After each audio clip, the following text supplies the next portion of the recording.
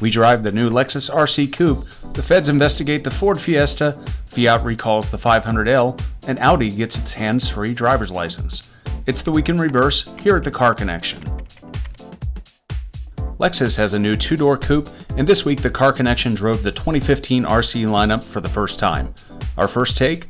The base V6 two-door is a pleasant luxury car and it could be the best-looking Lexus yet, but performance fans are going to skip over the standard versions and race right into the 467 horsepower RCF, the performance model that's within a few tenths of a second of BMW territory. The RCF has all sorts of trick handling hardware, a 0 to 60 mile per hour time of 4.4 seconds, and a top speed of 170 miles per hour, all for a base price of $63,325. The National Highway Traffic Safety Administration has launched an investigation into the Ford Fiesta from the 2011 to 2013 model year. According to consumer complaints, some Fiestas may have been built with faulty door latches, which could allow the doors to open while the vehicle is in traffic. The agency says it's received 61 complaints about the Fiesta's doors. Most complaints claim that one or more doors failed to latch properly, triggering the door ajar light on the dashboard. However, 12 of the complaints alleged that a door or doors opened while the Fiesta was in motion. If the agency's study finds enough evidence, it could lead to a recall.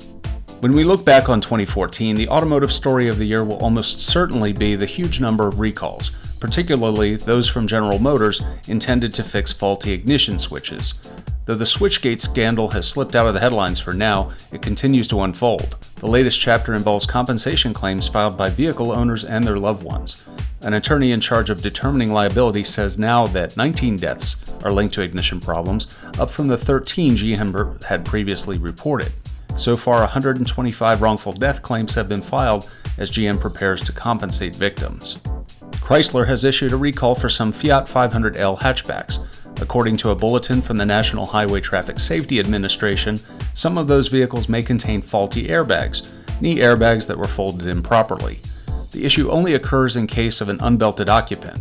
To date, the automaker has received no complaints about the issue, and no accidents nor any injuries have been reported.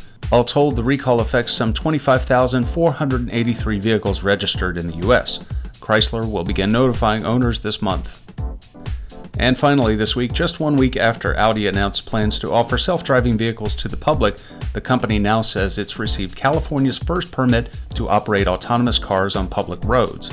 Audi intends to make use of that permit very soon because California regulations allowing autonomous vehicles to operate on state roads have just gone into effect. California's new rules require test cars to have steering wheels and brakes so that operators can take immediate physical control of the vehicle if necessary, so it seems we're still a ways away from truly hands-free driving.